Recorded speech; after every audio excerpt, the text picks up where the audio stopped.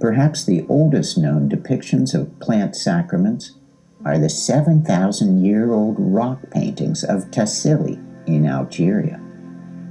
A bee-faced mushroom shaman sprouts small mushrooms around the perimeter of its hive-like or mycelial web-like body.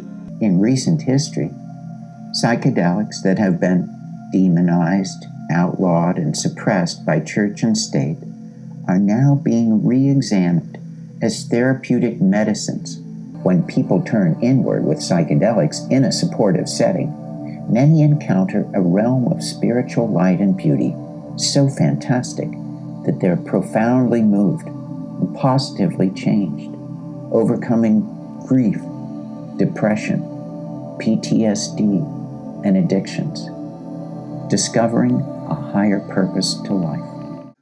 And the ancient Egyptians expressed their ideas in transcendent art. The ancient Egyptians weren't just exercising their imaginations. They highly valued dream states, and it's now known that they used visionary plants. It's recently been shown by scholars that the kykeon used in the Eleusinian mysteries in ancient Greece was almost certainly a psychedelic brew, that the soma of the Vedas may well have been a brew based upon the Amanita muscaria mushroom. We have the DMT in the ancient Egyptian tree of life. We have the whole global cultures of surviving shamanism, and what it's all about is a state of consciousness that's designed to help us find balance, harmony. The ancient Egyptians would have called it Ma'at with the universe. When I've asked shamans about the sickness of the West, they say it's quite simple.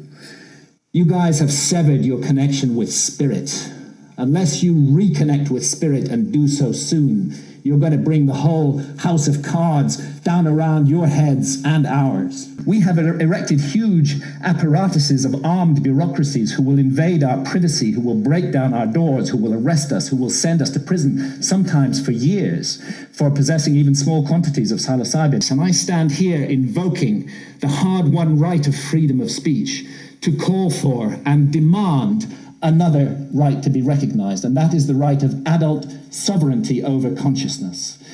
There's a war on consciousness in our society, and if we as adults are not allowed to make sovereign decisions about what to experience with our own consciousness while doing no harm to others, including the decision to use responsibly ancient and sacred visionary plants, then we cannot claim to be free in any way, and it's useless for our society to go around the world imposing our form of democracy on others while we nourish this rot at the heart of society and we do not allow individual freedom over consciousness. Psychedelic plants and synthesized versions were put into Schedule 1. This category proclaims the substance is highly addictive and has no medicinal value. The addictive qualities of psychedelics are non-existent. In fact, many of the psychedelic plants are used to quit highly addictive drugs like opiates. Alcoholics Anonymous co-founder Bill Wilson reportedly used LSD to quit drinking in the 1950s at the Veterans Administration Hospital in Los Angeles. It has been shown that these serotonergic plants initiate the growth of new brain cells, as well as new neural connections and patterns to emerge. With proper setting, and skill, these changes in the brain may likely be why psychedelics have been so effective in treating post-traumatic stress disorder, anxiety, and depression, where other treatments have failed. Psychedelics are the antidote to propaganda in some ways. They help you develop a mindset that sees through all that. That's the real reason they're considered dangerous. So the question remains, why are highly addictive and toxic substances in Schedule 2 with widespread medicinal use, while these age-old plants, with a safe and ceremonial history going back many thousands of years and no evidence to prove physiological harm, are in Schedule 1 lockdown? Is it a war on drugs or a war on the mind?